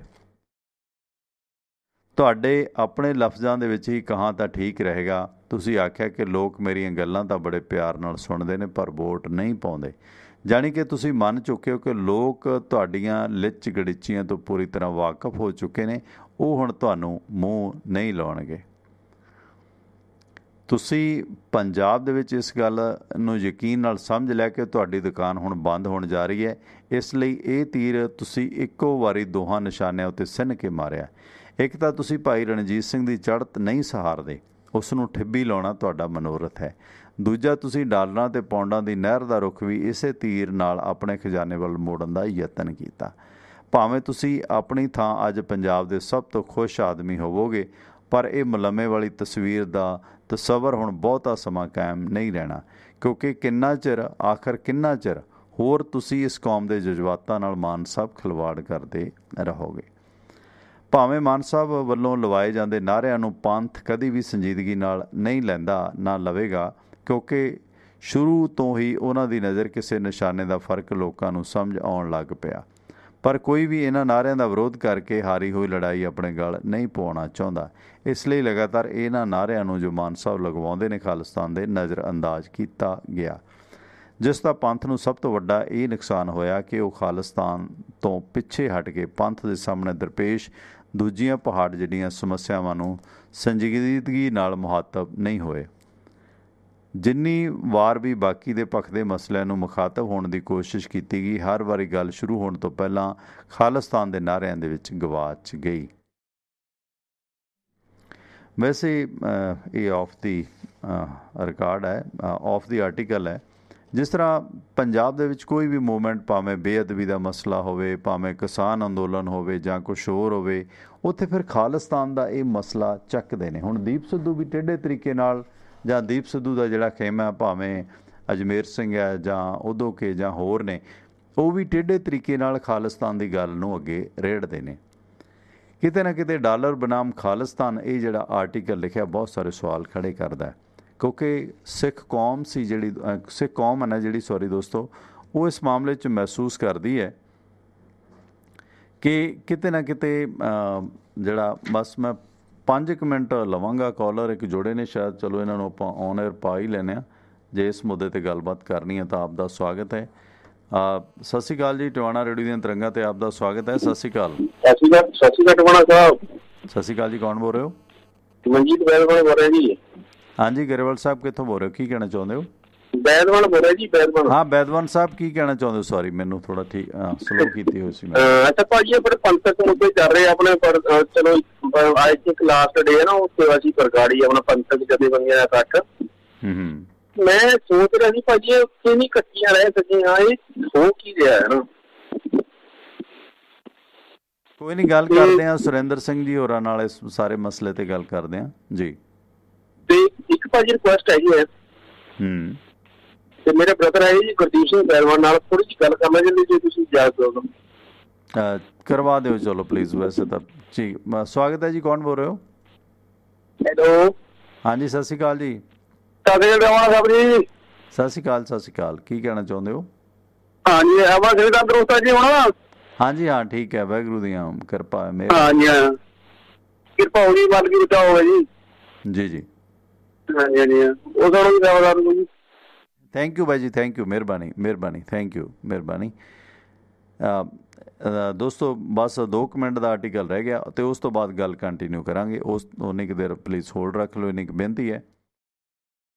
ਸੋ ਮੇਰੇ ਕਹਿਣ ਦਾ ਮਤਲਬ ਹੈ ਕਿ ਜਦੋਂ ਵੀ ਕੋਈ ਸਮਾਜਿਕ ਸਰੋਕਾਰ ਜਾਂ ਆਰਥਿਕ ਮੁੱਦਾ, ਹੁਣ ਜਿਵੇਂ ਕਿਸਾਨ ਅੰਦੋਲਨ ਆ, ਅਤੇ ਉਦੋਂ ਵੀ ਫਿਰ ਖਾਲਿਸਤਾਨ ਦੀ ਗੇਂਦ ਕਿਉਂ ਰੋੜਨ ਲੱਗਦੀ ਹੈ, ਇਹ ਸਵਾਲ ਹੁੰਦਾ ਹੈ। ਅਤੇ ਇਸ ਕਰਕੇ ਉਹ ਮੁੱਦਾ ਇਸ ਦੇ ਵਿੱਚ ਰੁਲ ਜਾਂਦਾ। ਹੁਣ ਦੀਪ ਸਿੱਧੂ ਜਾਂ ਹੋਰ ਤਰ੍ਹਾਂ ਵੀ ਕਹਿੰਦੀਆਂ ਨੇ ਕਿ ਅਸੀਂ ਜਿਹੜਾ ਇਹਨਾਂ ਨੇ ਤਿਰੰਗਾ ਲਹਿਰਾਇਆ ਸੀ ਅਕਾਲ ਤਖਤ 'ਤੇ, ਅਸੀਂ ਉਹਦਾ ਇੱਕ ਤਰੀਕੇ ਨਾਲ ਬਦਲਾ ਲੈ ਲਿਆ। ਹੁਣ ਸਿਮਰਨਜੀਤ ਸਿੰਘ ਮਾਨ ਨੇ ਜਿਸ ਤਰ੍ਹਾਂ ਦੀਪ ਸਿੱਧੂ ਨੂੰ ਸਨਮਾਨਿਤ ਕੀਤਾ, ਜਾਂ ਦੀਪ ਸਿੱਧੂ ਵੀ ਇਸ ਮੁੱਦੇ ਨੂੰ ਜਿਵੇਂ ਕੈਸ਼ ਕਰਨ ਦੀ ਕਵਾਇਦ ਦੇ ਵਿੱਚ ਹੈ, ਕਿਉਂਕਿ ਦੇਖੋ ਜੇ ਜ਼ਮੀਨਾਂ ਰਹਿਣਗੀਆਂ ਤਾਂ ਹੀ ਜ਼ਮੀਰਾਂ ਰਹਿਣਗੀਆਂ। ਜੇ ਅਸੀਂ ਮੰਗਣ ਵਾਲੀ ਸਥਿਤੀ ਦੇ ਵਿੱਚ ਹੋ ਗਏ ਤਾਂ ਫਿਰ ਕਿਹੜੀਆਂ ਜ਼ਮੀਰਾਂ ਜਮੂਰਾਂ। ਇਸ ਕਰਕੇ ਜਦੋਂ ਜ਼ਮੀਨ ਦੀ ਲੜਾਈ ਹੈ ਨਾ, ਕਿਉਂਕਿ ਜਿੱਥੇ ਵੀ ਰਾਜਾ ਉਹੀ ਹੈ, ਜ਼ਿਮੀਂਦਾਰ ਉਹੀ ਹੈ ਜਿਹਦੇ ਕੋਲ ਜ਼ਮੀਨ ਹੈ। ਜੇ ਤੁਹਾਡੀ ਗਰਾਊਂਡ ਨਹੀਂ ਤਾਂ ਤੁਸੀਂ ਕੀ ਹੋ? ਔਕਾਤ ਕੀ ਹੈ ਜਦ ਭੜੋਲੇ 'ਚ ਦਾਣੇ ਨਾ ਹੋਣ? ਵੱਡੇ ਵੱਡੇ ਲੋਕ ਹੈ ਜਿਹੜੇ ਨੇ ਉਹ ਥੜਕਦੇ ਵੇਖੇ ਨੇ। ਖੈਰ, ਇਹ ਕਹਿੰਦੇ ਨਹੀਂ ਜੀ ਨਸਲਾਂ ਦੀ ਲੜਾਈ ਹੈ, ਫਸਲਾਂ ਦੀ ਲੜਾਈ ਨਹੀਂ। ਤੁਸੀਂ ਭਾਈ ਨਸਲਾਂ ਦੀ ਲੜਾਈ ਵਿੱਢੋ, ਜੁਰਤ ਦਿਖਾਓ ਆਪਣੀ। ਖੈਰ, ਇਸ ਦੌਰਾਨ ਕਦੇ ਵੀ ਕੌਮ ਨੇ ਮਾਨ ਸਾਹਿਬ ਵੱਲੋਂ ਲਾਏ ਜਾਂਦੇ ਖਾਲਿਸਤਾਨ ਦੇ ਨਾਅਰਿਆਂ ਨੂੰ ਸੰਜੀਦਗੀ ਨਾਲ ਨਹੀਂ ਲਿਆ। ਇਹ ਗੱਲ ਉਹਨਾਂ ਦੇ ਵੋਟ ਤੋਂ ਹੀ, ਵੋਟ ਬੈਂਕ ਤੋਂ ਪਤਾ ਲੱਗਦੀ ਹੈ।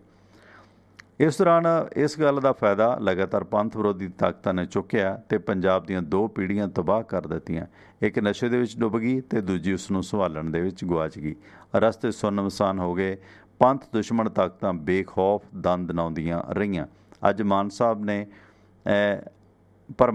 ਨੇ ਅੱਜ ਤਾਈਂ ਨਜ਼ਰਾਂ ਨਾ ਬਦਲੀਆਂ ਅਤੇ ਨਾ ਨਿਸ਼ਾਨੇ ਬਦਲੇ। ਅੱਜ ਵੀ ਇੱਕ ਬੰਨੇ ਉਹ ਖਾਲਿਸਤਾਨ ਦਾ ਝੰਡਾ ਚੁੱਕੀ ਫਿਰਦੇ ਨੇ, ਦੂਜੇ ਬੰਨੇ ਨਾਗਪੁਰ ਨਾਲ ਸਾਂਝਾਂ ਗੂੜੀਆਂ ਕਰੀ ਜਾਂਦੇ ਨੇ। ਘੁਸਰ ਮੁਸਰ ਤਾਂ ਉਦੋਂ ਸ਼ੁਰੂ ਹੋ ਗਈ ਜਦੋਂ ਜਸਵੰਤ ਸਿੰਘ ਮਾਨ ਦੇ ਸਰਬ ਹਿੰਦ ਅਕਾਲੀ ਦਲ ਦਾ ਰਲੇਵਾਂ ਅੰਮ੍ਰਿਤਸਰ ਅਕਾਲੀ ਦਲ ਦੇ ਵਿੱਚ ਹੋਇਆ। ਪਰ ਹੁਣ ਤਾਂ ਲੱਗਦਾ ਕਿ ਸਾਰੇ ਪਰਦੇ ਚੁੱਕ ਦਿੱਤੇ ਗਏ ਨੇ। ਇੱਕ ਬੰਨੇ ਖਾਲਿਸਤਾਨ ਦੇ ਨਾਅਰੇ ਪੂਰੇ ਜ਼ੋਰ ਨਾਲ ਲੱਗਦੇ ਨੇ ਅਤੇ ਦੂਜੇ ਬੰਨੇ ਸਾਰੀਆਂ ਯੂਨਾਈਟਡ ਅਕਾਲੀ ਦਲ ਨਾਲ ਮਿਲ ਕੇ ਕੀਤੀਆਂ ਜਾਂਦੀਆਂ ਨੇ ਸਾਜ਼ਿਸ਼ਾਂ। ਅਤੇ ਉਸ ਅਕਾਲੀ ਦਲ ਨਾਲ ਮਿਲ ਕੇ ਕੀਤੀਆਂ ਜਾਂਦੀਆਂ ਨੇ ਜਿਹੜਾ ਐਲਾਨੀਆ ਕਹਿੰਦਾ ਕਿ ਉਸ ਨੂੰ RSS ਨੇ ਪ੍ਰਕਾਸ਼ ਸਿੰਘ ਬਾਦਲ ਦੇ ਬਦਲ ਵਜੋਂ ਖੜ੍ਹਾ ਕੀਤਾ। ਇਹ ਵੈਸੇ ਆਰਟੀਕਲ ਤਾਂ ਪੁਰਾਣਾ ਹੈ ਅਤੇ ਇਸ ਦੌਰਾਨ ਸੁਲਗ ਦੀ ਗੱਲ ਉਦੋਂ ਹੀ ਹੈ ਕਿ ਜਿਹੜਾ ਅਕਾਲੀ ਦਲ RSS ਨੇ ਪ੍ਰਕਾਸ਼ ਸਿੰਘ ਬਾਦਲ ਦੇ ਬਦਲ ਵਜੋਂ ਖੜ੍ਹਾ ਕੀਤਾ ਹੈ, ਉਸ ਨਾਲ ਸਾਂਝਾ ਨੇ ਜਿਹੜਾ ਜਿਹਦੀ ਬੈਕ 'ਤੇ RSS ਹੈ, ਉਸ ਦੇ ਨਾਲ ਮਿਲ ਕੇ ਇਹ ਸਾਜ਼ਿਸ਼ਾਂ ਕੀਤੀਆਂ ਜਾ ਰਹੀਆਂ ਨੇ। ਹੁਣ ਤਾਂ ਭਾਈ ਮੋਹਕਮ ਸਿੰਘ ਨੇ ਆਪਣਾ ਬਾਪੂ ਵੀ ਬਦਲ ਲਿਆ। ਗੁਰੂ ਗੋਬਿੰਦ ਸਿੰਘ ਦੀ ਥਾਂ ਉਸ ਨੂੰ ਗਾਂਧੀ ਤੇ ਜ਼ਿਆਦਾ ਭਰੋਸਾ ਹੈ। ਕੀ ਅਜੇ ਵੀ ਕੋਈ ਸ਼ੱਕ ਦੀ ਗੁੰਜਾਇਸ਼ ਹੈ? ਇੱਕ ਬੰਨੇ ਮੋਦੀ ਨਾਲ ਮੀਟਿੰਗਾਂ, ਸੁਖਬੀਰ ਬਾਦਲ ਨਾਲ ਨਾਸ਼ਤੇ ਤੇ ਮਾਨ ਸਾਹਿਬ ਨਾਲ ਮਸ਼ਵਰੇ, ਕੀ ਹੁਣ ਨਾਗਪੁਰ ਦੀ ਸਰਪ੍ਰਸਤੀ ਦੇ ਵਿੱਚ ਖਾਲਿਸਤਾਨ ਬਣੇਗਾ? ਇਹ ਖੱਤ 15 ਅਪ੍ਰੈਲ 1999 ਨੂੰ ਲਿਖਿਆ ਗਿਆ, ਪਰ ਕੁਝ ਵਾਧੇ ਨਾਲ ਇਸ ਖੱਤ ਨੂੰ ਕਿਤਾਬ ਦੇ ਵਿੱਚ ਛਾਪਣਾ ਇਸ ਲਈ ਜ਼ਰੂਰੀ ਹੋ ਗਿਆ ਕਿਉਂਕਿ ਮੈਂ ਪਾਠਕਾਂ ਨੂੰ ਖਾਲਿਸਤਾਨ ਦੇ ਲੱਗਦੇ ਨਾਅਰਿਆਂ ਤੋਂ ਸੁਚੇਤ ਕਰਨਾ ਚਾਹੁੰਦਾ। ਇਹ ਜਜ਼ਬਾਤ ਲਿਖੇ ਨੇ ਸਰਦਾਰ ਹਰਦੀਪ ਸਿੰਘ ਡਿਵਡਵਾ ਨੇ ਸਿਮਰਨਜੀਤ ਸਿੰਘ ਮਾਨ ਦੇ ਨਾਂ 'ਤੇ ਚਿੱਠੀ ਦੇ ਵਿੱਚ, ਖੁੱਲ੍ਹੇ ਖੱਤ ਦੇ ਵਿੱਚ, ਡਾਲਰ ਬਨਾਮ ਖਾਲਿਸਤਾਨ। ਹਰਦੀਪ ਸਿੰਘ ਡਿਵਡਵਾ ਦੇ ਇਸ ਕਿਤਾਬ ਦੇ ਵਿੱਚ ਇਸ ਆਰਟੀਕਲ ਨੂੰ ਆਪਾਂ ਸਾਂਝਾ ਕੀਤਾ। ਆਉਣ ਵਾਲੇ ਦਿਨਾਂ ਦੇ ਵਿੱਚ ਕੁਝ ਹੋਰ ਫਿਗਰ ਤੇ ਫੈਕਟ ਵੀ ਸਾਂਝੀ ਕਰਾਂਗੇ। ਆਪ ਦਾ ਸਵਾਗਤ ਸਰ, ਵੈਲਕਮ। ਸਤਿ ਸ਼੍ਰੀ ਅਕਾਲ ਟਵਾਣਾ ਬਾਈ ਜੀ ਤੇ ਸਤਿਕਾਰਯੋਗ ਸਰੋਤਿਆਂ ਨੂੰ ਜੀ। ਸੌਰੀ, ਮੈਂ ਕਿਹਾ ਕਿ ਤੁਸੀਂ ਕਾਲਾਂ ਲੈਣ ਲੱਗ ਗਏ, ਮੈਂ ਤਾਂ ਨਹੀਂ ਕਾਲ ਆ ਗਈ ਸੀ ਉਹਨਾਂ ਮਿੱਤਰ ਦੀ, ਕੋਈ ਨਹੀਂ, ਮੈਂ ਹੋਲਡ ਤੇ ਰੱਖ ਲਿਆ ਤੁਹਾਨੂੰ 5-4 ਮਿੰਟ। ਕੋਈ ਨਹੀਂ। ਮਾਨ ਸਾਹਿਬ ਦੀਆਂ ਪਹਿਲਾਂ ਤਾਂ ਮੈਂ ਇੱਕ ਗੱਲ ਇਹ ਪੁੱਛਣੀ ਹੈ ਜੀ, ਜਿਹੜੇ ਟਵਾਣਾ ਸਾਹਿਬ ਚੈਨਲ ਭਮੱਕੜ ਚੈਨਲ ਬਣੇ ਸੀਗੇ ਕਿਸਾਨ ਅੰਦੋਲਨ 'ਚ ਪਿਛਲੇ ਸਾਲ ਧੜਾ ਉੱਥੇ ਦਿੱਲੀ, ਉਹ ਕਿੱਥੇ ਨੇ ਜੀ ਅੱਜ ਕੱਲ? ਉਹ ਸਟੂਡੀਓ 'ਚ ਵੜ ਗਏ ਹੁਣ ਆ ਕੇ? ਮੈਂ ਰਾਤੀ ਤੁਹਾਨੂੰ ਤਾਂ ਹੀ ਕਾਲ ਕਰਦਾ ਸੀ, ਮੈਂ ਕਿਹਾ ਵੀ ਇਹਦੇ ਤੇ ਵਿਚਾਰ ਲੈਣੇ ਨੇ ਤੁਹਾਡੇ ਤੇ ਸੁਰਿੰਦਰ ਭਾਜੀ ਦੇ। ਉਹ ਅੱਜ ਕੱਲ ਦਿੱਲੀ ਉਹਨਾਂ ਨੂੰ ਜਾਣ ਨਹੀਂ ਦਿੰਦੇ। ਤੇ ਨੰਬਰ 2, ਮੈਂ ਤੁਹਾਨੂੰ ਮਾਨ ਸਾਹਿਬ ਦੀ ਇੱਕ ਛੋਟੀ ਜਿਹੀ ਗੱਲ ਦੱਸ ਦਿੰਦਾ ਜੀ। ਜਦੋਂ ਮਾਨ ਸਾਹਿਬ ਪਹਿਲੀ ਵਾਰੀ ਅਮਰੀਕਾ ਆਏ ਨੇ, ਉੱਥੇ ਆਏ ਸੀ ਨਿਊਯਾਰਕ ਸਾਡੇ ਕੋਲ। ਇਹਨਾਂ ਨਾਲ 3 ਬੰਦੇ ਆਏ ਸੀ, ਇੱਕ ਮਿੱਕਰ ਸਿੰਘ ਮੁਕੰਦਪੁਰ ਤੇ ਲਹਾਰਾ ਤੇ ਇੱਕ ਸੰਗਰੂਰ ਜ਼ਿਲ੍ਹੇ ਦਾ ਪ੍ਰਧਾਨ। ਇੱਥੋਂ ਵਾਪਸ ਜਾ ਕੇ ਜੀ ਸੰਗਰੂਰ ਜ਼ਿਲ੍ਹੇ ਦਾ ਪ੍ਰਧਾਨ, ਉਹਨੂੰ ਕੈਂਸਰ ਹੋ ਗਿਆ ਟਵਾਣਾ ਸਾਹਿਬ। ਘਰੋਂ ਉਹ ਠੀਕ ਠਾਕ ਸੀਗਾ ਤੇ ਘਰੋਂ ਉਹਦੇ 2 ਲੱਖ ਰੁਪਏ ਚਾਹੀਦੇ, ਜਿਨ੍ਹਾਂ ਕੋਲ ਮਾਨ ਸਾਹਿਬ ਆਏ ਸੀ। ਮਲਕੀਤ ਸਿੰਘ ਨੇ ਗਿੱਲਾਂ ਦੇ ਕੋਲ, ਉਹਨਾਂ ਦਾ ਪਿੰਡ ਸੀ, ਉਹ ਵੀ ਆਲ ਐਂਡ ਆਲ ਸੀਗੇ। ਉਹਨਾਂ ਨੇ ਵੀ ਫੋਨ ਕਰੇ ਮਾਨ ਸਾਹਿਬ ਨੂੰ ਵੀ ਉਹਨੂੰ 2 ਲੱਖ ਰੁਪਈਆ ਚਾਹੀਦਾ ਉਹਦੀ ਬਿਮਾਰੀ ਦੇ ਉੱਤੇ। ਇੰਨਾ ਪੈਸਾ ਇੱਥੋਂ ਇਕੱਠਾ ਕਰਕੇ ਦਿੱਤਾ ਡਾਲਰਾਂ 'ਚ, ਤੇ ਮਾਨ ਸਾਹਿਬ ਨੇ ਇੱਕ ਪੰਜੀ ਨਹੀਂ ਦਿੱਤੀ ਜੀ ਉਹਨੂੰ। ਉਹ ਇਲਾਜ ਕਰਨੀ ਉਹ ਮਰ ਗਿਆ। ਅੱਛਾ, ਜਿਹੜਾ ਪ੍ਰਧਾਨ, ਇਸ ਗੱਲ ਦਾ ਮੈਂ ਗਵਾਹ ਜੀ। ਤੇ ਉਹ ਕਦੇ ਤੁਹਾਡੀ ਗੱਲ ਵੀ ਕਰਾਂਗੇ। ਮਲਕੀਤ ਸਿੰਘ ਹੁਣ ਤਾਂ ਉਹਨਾਂ ਨੇ ਅਕਾਲੀ ਦਲ ਜੁਆਇਨ ਕਰ ਲਿਆ, ਅਮਰੀਕਾ 'ਚ ਰਹਿੰਦੇ ਨੇ, ਇੱਥੇ ਨਿਊਯਾਰਕ ਆਪਣੇ ਬਹੁਤ ਨੇੜੇ ਉਹਨਾਂ ਨੇ ਸੰਬੰਧ ਰਹੇ ਨੇ। ਤੇ ਮਾਨ ਸਾਹਿਬ ਨੇ ਜਾਣੀ ਅੱਜ ਤੱਕ ਮਾਨ ਅਕਾਲੀ ਦਲ ਦਾ ਕੋਈ ਖਜ਼ਾਨਚੀ ਸੁਣਿਆ ਜੀ? ਤੇ ਸਾਰਾ ਪੈਸਾ ਇਹਨਾਂ ਨੇ, ਇੰਨਾ ਪੈਸਾ ਪਹਿਲਾਂ ਜਰਮਨ ਆਏ ਜੀ, ਇਹ ਉੱਥੋਂ ਉਹਨਾਂ ਪੈਸਾ ਇਕੱਠਾ ਕਰਿਆ। ਇੱਥੇ ਤਾਂ ਮੈਨੂੰ ਆਪਣੀਆਂ ਅੱਖਾਂ ਸਾਹਮਣੇ ਪਤਾ ਹੀ ਸਾਰੀ ਗੱਲ ਦਾ। ਅਸੀਂ ਤਾਂ ਹਮ ਕਦੇ ਉਹਨਾਂ ਨੂੰ ਮਲਕੀਤ ਸਿੰਘ ਨੂੰ ਹੱਸਦੇ ਹੁੰਦੇ ਸੀ ਵੀ ਅਸੀਂ 5-7 ਦਿਹਾੜੀਆਂ ਛੱਡਤੀਆਂ ਟੈਕਸੀ ਦੀਆਂ, ਵੀ ਸਾਨੂੰ ਇਹ ਦੇ ਇੰਨੇ ਪੈਸੇ ਇਕੱਠੇ ਹੋਏ ਨੇ ਤਾਂ ਨਹੀਂ ਰੱਖਣੇ ਘੱਟੋ ਘੱਟ। ਤੇ ਉਹ ਜਿਹੜੀ ਹੱਸਦੇ ਹੁੰਦੇ, ਮਤਲਬ ਉਹ ਬੰਦਾ ਇਲਾਜ ਕਰਨੀਓ ਮਰ ਗਿਆ। ਮਿੱਕਰ ਸਿੰਘ ਦਾ ਵੀ ਬੜਾ, ਆਪਣੇ ਤਾਂ ਇਲਾਕੇ ਦਾ ਸੀ, ਟਰਾਂਸਪੋਰਟਰ ਵੀ ਸੀ ਮਿੱਕਰ ਸਿੰਘ, ਉਹਨਾਂ ਦੇ ਵੀ ਬਿਆਨ ਆਏ ਨੇ, ਉਹ ਵੀ ਬਹੁਤ ਕਹਿੰਦੇ ਰਹੇ ਨੇ। ਹੋਰ ਬੜੇ ਸਹਿਯੋਗੀ ਨੇ, ਆਪਣਾ ਅਤਿੰਦਰਪਾਲ ਸਿੰਘ MP, ਇਹ ਵੀ ਬਹੁਤ ਸਾਰੇ ਸਵਾਲ ਪੁੱਛਦੇ ਨੇ। ਉਹ ਗੱਲ ਤੇ ਪਰਿਵਾਰਵਾਦ ਜੇ ਬਾਦਲਾਂ ਦਾ ਜਾਂ ਦੂਸਰਿਆਂ ਦਾ, ਫਿਰ ਪਰਿਵਾਰਵਾਦ ਤਾਂ ਮਾਨ ਸਾਹਿਬ ਦਾ ਵੀ ਹੈ ਨਾ, ਇਹ ਤਾਂ ਮੁਨਕਰ ਥੋੜੀ ਹੋ ਜਾ ਸਕਦਾ। ਮਤਲਬ 4 ਬੰਦੇ ਆਏ ਸੀ ਮਾਨ ਦਾ, ਮੈਂ ਉਸ ਉੱਥੇ ਵਿੱਚੇ ਅਸੀਂ 4 ਬੰਦੇ ਆਪਣੇ ਨਾਲ ਦੇ ਬਲਾਕ 'ਚ ਆ ਕੇ ਠਹਿਰੇ ਸੀਗੇ। 4 ਬੰਦੇ ਸੀਗੇ। ਉਹ ਮੈਂ ਉਹਦੀ ਗੱਲ ਦੱਸਦਾ ਵੀ ਗਰੀਬ ਘਰ ਦਾ ਸੀ ਵਿਚਾਰਾ। ਚਲੋ, ਤੇ ਆ ਇੱਕ ਪੱਤਰਕਾਰਾਂ ਬਾਰੇ, ਨਵੇਂ ਚੈਨਲਾਂ ਬਾਰੇ ਉਹ ਜਿਹੜੇ ਬਣੇ ਸੀ ਜੀ, ਉਹਨਾਂ ਬਾਰੇ ਜ਼ਰੂਰ ਦੱਸਿਓ। ਹੁਣ ਆ ਕੇ ਸਟੂਡੀਓ 'ਚ ਵੜ ਕੇ ਸੰਘਰਸ਼ ਜਿੱਤ ਲਿਆ ਆਪਾਂ ਨੇ ਜੀ। ਉਹ ਕੀ ਹੋਇਆ ਉਹਦਾ? ਕਦੇ ਅੱਜ ਤੱਕ ਨਿਊਜ਼ ਨਹੀਂ ਦਿਖਾਉਂਦੇ, ਅੱਜ ਕੱਲ੍ਹ ਸਟੂਡੀਓ 'ਚ ਬਹਿ ਕੇ ਲਾਈਵ ਹੁੰਦੇ ਨੇ ਜੀ। ਉਹ ਲੱਡੂ ਮੁੱਕ ਗਏ, ਜਰਾਨੇ ਟੁੱਟ ਗਏ, ਕੱਚੀ ਜਾਰੀ ਲੱਡੂਆਂ ਦੀ। 2-3 ਸਿੱਧੂਆਂ ਨੇ ਚੈਨਲ ਖੜੇ ਕਰ ਲਏ, ਅੱਗੇ ਬੰਦੇ ਉਹਨਾਂ ਨੇ ਆਪਣੇ ਲਾਏ ਹੋਏ ਨੇ, ਚਲਾਈ ਜਾ ਰਹੇ ਨੇ ਢਮਢਮਾਂ। ਇਧਰੋਂ ਪਾਇਆ ਲਾਈਕਸ ਆਈ ਜਾਂਦੇ ਨੇ, ਜਨਤਾ ਸੁਣੀ ਜਾਂਦੀ ਹੈ। ਤੇ ਹੁਣ ਫੇਸਬੁੱਕ ਤੇ ਟਵਾਣਾ ਰੇਡੀਓ ਫੇਸਬੁੱਕ ਤੇ ਵੀ ਨਹੀਂ ਚੱਲਦਾ? ਨਹੀਂ, ਉਹ ਥੋੜਾ ਦਿੱਕਤ ਆ ਸੌਫਟਵੇਅਰਾਂ ਦੇ ਵਿੱਚ, ਤੇ ਇਸ ਕਰਕੇ ਮੇਰੇ ਖਿਆਲ YouTube ਤੇ ਕੋਈ ਦਿੱਕਤ ਨਹੀਂ ਹੈ। ਕਮੈਂਟ ਤੁਸੀਂ ਉੱਥੇ ਕਰ ਦਿਆ ਕਰੋ, ਫੇਸਬੁੱਕ ਤੇ ਲਿੰਕ ਪਾਇਆ ਥੱਲੇ ਕਮੈਂਟ ਕਰ ਦਿਓ। ਜੀ ਥੈਂਕ ਯੂ। ਅੱਜ ਦਾ ਸਮੇਂ ਦੋਸਤੋ, ਇਹ ਤਾਂ ਸੀ ਗੱਲਬਾਤ ਹਰਦੀਪ ਸਿੰਘ ਡਿਵਡਵਾ ਨੇ, ਜੋ ਆਪਣੇ ਵਿਚਾਰ ਲਿਖ ਕੇ ਭੇਜੇ ਸਨ ਸਿਮਰਨਜੀਤ ਸਿੰਘ ਮਾਨ ਹੋਰਾਂ ਨੂੰ, ਡਾਲਰ ਬਨਾਮ ਖਾਲਿਸਤਾਨ ਵਿਸ਼ੇ ਤੇ ਅਧੀਨ। ਤੇ ਟਿਵਾਣਾ ਰੇਡੀਓ ਦੇ ਪ੍ਰੋਗਰਾਮਾਂ ਦੀ ਰੂਪ ਰੇਖਾ ਕਿ ਭਾਰਤੀ ਸਮਾਂ ਸਵੇਰੇ 6:30 ਵਜੇ ਤੋਂ ਲੈ ਕੇ 8:30 ਵਜੇ ਤੱਕ, ਸ਼ਾਮ ਨੂੰ 8 ਵਜੇ ਤੋਂ ਲੈ ਕੇ 10 ਵਜੇ ਤੱਕ, ਸੋਮਵਾਰ ਤੋਂ ਲੈ ਕੇ ਸ਼ਨੀਵਾਰ ਤੱਕ ਇਹ ਸ਼ਡਿਊਲ ਆਪਣਾ ਰਹਿੰਦਾ। ਜਿਸ ਤਰ੍ਹਾਂ ਤੁਸੀਂ ਕਾਲ ਕਰ ਸਕਦੇ ਹੋ, ਸਟੂਡੀਓ ਨੰਬਰ ਹੈ, ਜਾਂ ਮੇਰੇ ਨਾਲ ਗੱਲ ਕਰਨੀ ਹੈ ਤਾਂ ਨੰਬਰ ਹੈ 98-763 09655 9887630965। ਸਾਡੀ ਵੈਬਸਾਈਟ ਹੈ tiwanaradio.com, ਜਿੱਥੇ ਤੁਹਾਨੂੰ ਆਈਫੋਨ ਅਤੇ ਐਂਡਰਾਇਡ ਐਪਸ ਦੇ ਲਿੰਕ ਮਿਲਣਗੇ। ਉੱਥੇ ਵੀ ਪ੍ਰੋਗਰਾਮ ਸੁਣਿਆ ਜਾ ਸਕਦਾ। ਅਤੇ ਇਸ ਦੇ ਨਾਲ ਕਾਲ ਟੂ ਲਿਸਨ ਨੰਬਰ ਹੈ 667 930 9260। ਇਸ ਨੰਬਰ 'ਤੇ ਕਾਲ ਕਰਕੇ ਅਮਰੀਕਾ ਦੇ ਵਿੱਚ ਤੁਸੀਂ ਪ੍ਰੋਗਰਾਮ ਸੁਣ ਸਕਦੇ ਹੋ। ਅਤੇ ਟਿਵਾਣਾ ਰੇਡੀਓ ਦਾ YouTube ਪੇਜ ਜ਼ਰੂਰ ਸਬਸਕ੍ਰਾਈਬ ਕਰੋ। ਪ੍ਰੋਗਰਾਮ ਪਸੰਦ ਕਰਦੇ ਤਾਂ ਅੱਗੇ ਜ਼ਰੂਰ ਸ਼ੇਅਰ ਕਰੋ। ਧੰਨਵਾਦ, ਸਤਿ ਸ਼੍ਰੀ ਅਕਾਲ। ਧੰਨਵਾਦ, ਸਤਿ ਸ਼੍ਰੀ ਅਕਾਲ। ਧੰਨਵਾਦ, ਸਤਿ ਸ਼੍ਰੀ ਅਕਾਲ। ਧੰਨਵਾਦ, ਸਤਿ ਸ਼੍ਰੀ ਅਕਾਲ।